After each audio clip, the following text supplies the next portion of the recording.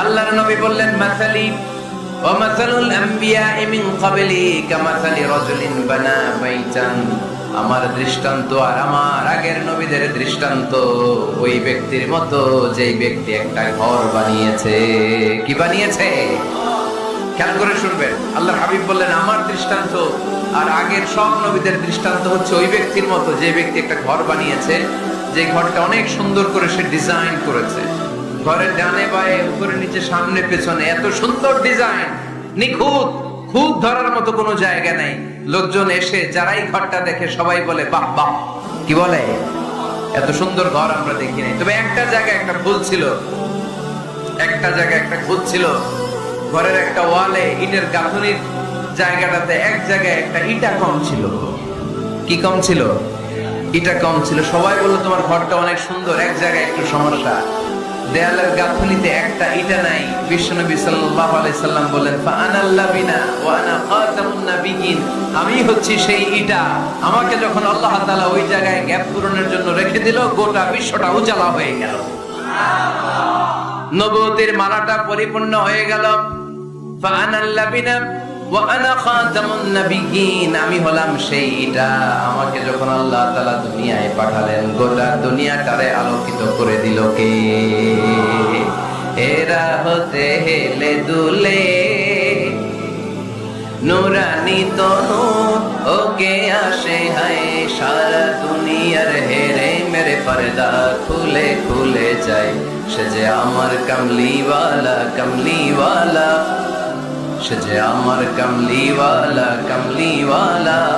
তার ভাবে বিভোল রাঙা পায়ের তলে, পর্বত জঙ্গল টল মল টলে, খুরমা খেজুর বাদাম জাফরানি ফুল ঝরে ঝরে যায়। সে যে আমার কামলিওয়ালা কামলিওয়ালা।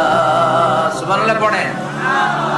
এজন্য আল্লাহর হাবিব বলতেন, আমি শেষ নবী, আমি শেষ রাসূল, আমার পরে কোন রাসূল নাই, আমি হলাম খাতামুন নাবিয়িন। সুবহানাল্লাহ পড়েন।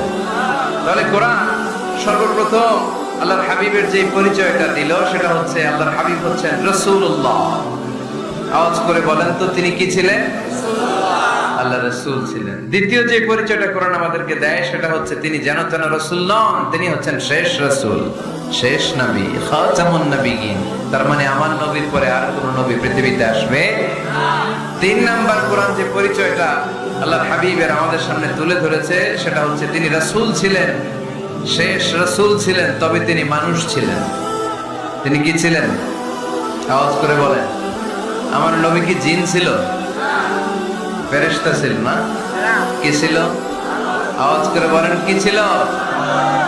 তিনি মানুষ ছিলেন, তবে যেন তেন মানুষ নন, অসাধারণ মানুষ। কেমন মানুষ? তিনি মানব, সাধারণ মানব নন, তিনি মহামানব। তিনি নবী, তিনি যেন তেন নবী ছিলেন না, তিনি মহানবী। ঠিক কিনা? আমার রাসূল সাল্লাল্লাহু আলাইহি সাল্লাম কি জিন ছিলেন? ফেরেশতা ছিলেন? তাহলে তিনি কি ছিলেন? আওয়াজ করে বলেন, কি ছিলেন? তিনি মানুষ ছিলেন, তবে সাধারণ মানুষ নন, অসাধারণ মানুষ। ঠিক কিনা? তিনি মানব ছিলেন, যেন যেন মানব নন, তিনি মহামানব। তিনি নবী, তবে সাধারণ নবী না, তিনি মহানবী। সুবহানাল্লাহ পড়েন। ওনার চেহারার সাথে পৃথিবীর কারোর চেহারার কোনো তুলনা হয়? অনেকে বলে ইউসুফ আলাইহিস সালাম নবীদের মধ্যে সবচাইতে সুন্দর নবী ছিলেন, বলে না অনেকে? শোনেন না আপনারা? এটা ঠিক, উনি অনেক সুন্দর ছিলেন, কিন্তু আমার নবীর চাইতে বেশি সুন্দর? আল্লাহর হাবিব বলতেন, আনা মালিহুন ওয়া আখি ইউসুফ সাবিহুন। মানে আমি হচ্ছি মালিহ, লাবণ্যময় সুন্দর, আর আমার ভাই ইউসুফ হচ্ছে সাদা সুন্দর। একদিকে লাবণ্যময় সুন্দর, আরেকদিকে সাদা সুন্দর। কোনটার দাম বেশি? চিল্লায় বলতে হবে কোনটা? আল্লাহর হাবিব ছিলেন মালিহ। মালিহ শব্দটা এসেছে মিলহান থেকে। মিলহান মানে লবণ। মিলহান মানে কি? লবণ। লবণ থেকে লাবণ্যময়। আল্লাহর হাবিব ছিলেন মালিহ, এত সুন্দর ছিলেন। আম্মা জান আয়েশা যখন শুনলেন ওয়াকাত্তা'না আইদিয়াহুন, মিশরের নারীরা পর্তুগাল কাটতেছে, লেবু কাটতেছে, কমলা লেবু কাটতেছে, সাইয়েদনা ইউসুফ আলাইহিস সালামকে যখন দেখলেন, আল্লাহর নবী ইউসুফ আলাইহিস সালামের চেহারার মাধুর্যতা এত সুন্দর ছিল, এত চমৎকার চেহারার গ্ল্যান্স, এটা দেখে মিশরের নারীরা লেবু কাটতে যে আঙ্গুল কেটে ফেলেছিল। আল্লাহর কোরআন সাক্ষী, সুবহানাল্লাহ পড়ে। এই ঘটনা যখন আম্মা জান আয়েশা রাদিয়াল্লাহু তাআলা আনহা শুনলেন, তিনি বললেন, ও মিশরের নারীরা, তোমরা ইউসুফ নবীর সৌন্দর্য দেখে লেবু কাটতে যে আঙ্গুল কেটেছো, আমার স্বামী বিশ্বনবী মুহাম্মদ সাল্লাল্লাহু আলাইহি ওয়াসাল্লামের চেহারা যদি দেখতা, তাহলে লেবু কাটতে যে আঙ্গুল নয়, কলিজাটা কেটে টুকরা টুকরা করে দিতা। আবার আম্মা জান আয়েশা বলেন, তোমাদের জন্য একটা সূর্য আছে, আমার জন্য একটা সূর্য আছে। তোমাদের সূর্য আমার সূর্যের মতো নয়, আমার সূর্যটাও তোমাদের সূর্যের মতো নয়।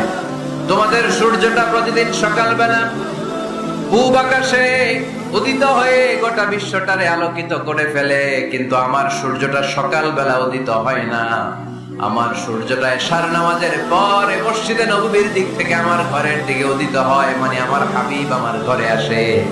আমার সূর্যটা যখন আমার ঘরে আসে, আমার পুরো ঘরটা তার নূর দিয়ে মুনাওয়ার হয়ে যায়। তোমাদেরও সূর্য আছে, আমারও সূর্য আছে। তোমাদের সূর্য ওঠে সকালবেলা, আমার সূর্য ওঠে আসার পরে। চিল্লায় পড়েন আল্লাহু আকবার। এজন্য there is no comparison with our prophet Muhammad sallallahu আলাইহি ওয়াসাল্লাম। তিনি মানুষ ছিলেন, তবে সাধারণ মানুষ নন, অসাধারণ মানুষ। নবী ছিলেন, জানো তো নবী নন, মহানবী, মানব, কিন্তু মহামানব, ঠিক কি না? এজন্য কোরআন আমাদেরকে জানিয়ে দেয়, কুল ইন্নামা আনা বাশারুম মিথলুকুম ইউহা ইলাইয়া আন্নামা ইলাহুকুম ইলাহুন ওয়াহিদ। ও নবী, আপনি বলে দেন, নিশ্চয় আমি তোমাদের মতোই মানুষ, কিন্তু আমার কাছে ওহী আসে, তোমাদের কাছে আসে না, ঠিক কি না? মানুষ কোন সেন্সে? মানুষ এই সেন্সে তিনি মানুষ যে আমরা দুনিয়াতে মা বাবার মাধ্যমে আসি, তিনিও এসেছেন। আমরা পৃথিবীতে বিয়ে করি, আল্লাহর হাবিবও করেছেন। আমরা বিয়ে করলে সন্তান হয়, আল্লাহর হাবিব সাল্লাল্লাহু আলাইহি ওয়াসাল্লামের 4 কন্যা 2-3 পুত্র সন্তান ছিল। আমরা আমাদের আঘাত পেলে গা ছড়ে রক্ত বেরোয়, আল্লাহর হাবিব সাল্লাল্লাহু আলাইহি ওয়াসাল্লামের উহুদের ময়দানে দাঁত ভেঙে রক্ত ঝরেছে, ঠিক কি না? এই সেন্সে তিনি মানুষ, কিন্তু সাধারণ মানুষ নন, তিনি অসাধারণ মানুষ, অসাধারণ, আনপ্যারালাল, ইউনিক, ফ্যান্টাস্টিক। আল্লাহর হাবিবের সাথে কারো তুলনা চলে না।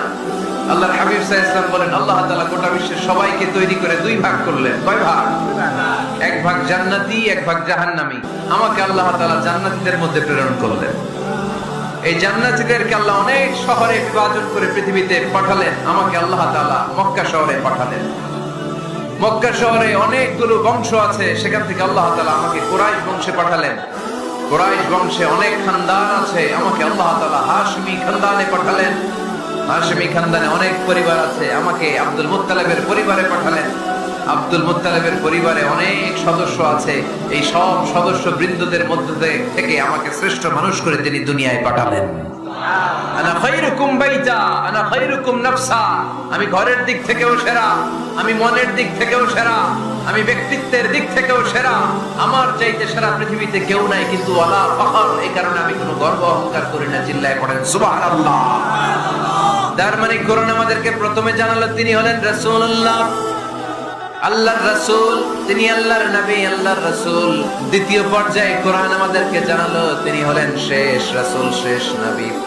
তৃতীয় পর্যায়ে কোরআন বিশ্ব নবীর ব্যাপারে আমাদেরকে ইনফরমেশন দিল, তবে তিনি মানুষ ছিলেন। কি ছিলেন? আকীদা খালেস করে নেন, আল্লাহর হাবিব সাল্লাল্লাহু আলাইহি ওয়াসাল্লাম কি ছিলেন? মানুষ ছিলেন, তবে অসাধারণ মানুষ। তিনি ওহীপ্রাপ্ত হতেন, আমরা ওহীপ্রাপ্ত হই না, ঠিক কি না? চতুর্থ পর্যায়ে কোরআন আমাদেরকে জানান দেয় যে আল্লাহ রাসূল সাল্লাল্লাহু আলাইহি ওয়াসাল্লাম জীবনে কোনোদিন মন গড়া কোনো কথা বলেন না। বলছে? আমরা বলি না? এই যে যারা গুজব ছড়ায়, আন্দাজে বলছে না, কথা বলে।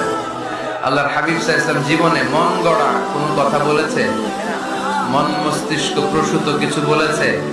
মন যা চায় তা তিনি বলেন? বলেন না। মন গড়া বলেন না, because he was guided by ওয়াহি, he was guided by the revelation. তিনি ওহী দ্বারা গাইডেড, ওহী তাকে ওনাকে পথ দেখায়। মন গড়া তিনি কিছু বলেন না, কোন নবী মন গড়া কিছু বলেন না। এজন্য নবীদের কথার মধ্যে কোনো অমিল নাই। এমনকি কখনো হয়েছে এক নবী এসে বলেছে পৃথিবীতে যে আল্লাহ একজন, আরেক নবী এসে বলছে না দুই তিনজন হতে পারে? বলেছে? কোন নবী এসে বলেছে যে আখিরাত আছে, the day of judgment, the day of accountability, দুনিয়াতে যা করেছো এগুলোর জন্য আল্লাহর সুপ্রিম কোর্টের কাজ করায় দাঁড়াতে হবে, আখিরাত বলে একটা ব্যাপার আছে? আরেক নবী এসে বলছে না আখিরাত ফাকিরাত কিছু নাই, দুনিয়াকে মজা লেলো, দুনিয়া তোমারই হ্যাঁ, এই দুনিয়াই সব শেষ। এরকম কি কখনো হয়েছে? না। কিন্তু এই পৃথিবীর কবিরা এক এক কবি এক এক কথা বলে, এক এক নবী এক এক কথা বলে, এরকম হয় না। কিন্তু এক এক কবি এক এক কথা বলে, এক এক দার্শনিক এক এক কথা বলে, ঠিক কিনা? এক দার্শনিক থিওরি দাঁড় করালো মানুষ হচ্ছে পেট সর্বস্ব জীব, মানুষের পেটের সমস্যা বড় সমস্যা, এই সমস্যার সমাধান হয়ে গেলে সব সমাধান। আরেক দার্শনিক এসে বললো না, মানুষের যৌন সমস্যা সবচেয়ে বড় সমস্যা, সেক্সুয়াল প্রবলেম, এইটা সমাধান হলে সব সমাধান। আরেক দার্শনিক এসে বলে না, পেটের সমস্যাও বড় সমস্যা না, যৌন সমস্যাও বড় সমস্যা না, মানুষ আসলে মানুষই না, মানুষ হলো বান্দর। বানর থেকে সময়ের বিবর্তনে, কালের আবর্তনে এগুলো মানুষ হয়েছে, বলছে না? তার মানে এক দার্শনিকের কথার সাথে আরেক দার্শনিকের কথার মিল আছে, আওয়াজ করে বলেন। কিন্তু পৃথিবীর একজন নবীর সাথে আরেকজন নবীর কথার কোনো অমিল খুঁজে পাওয়া যায় না, চিল্লায় বলেন ঠিক কি না?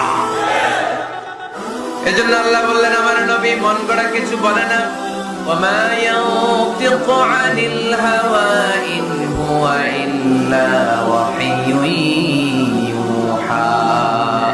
আমার হাবিব মন গড়া কোনো কথা তোমাদেরকে কখনো শোনায় না, তিনি যা তোমাদেরকে শোনায় ওহী থেকে শোনায়। সুবহানাল্লাহ পড়ে।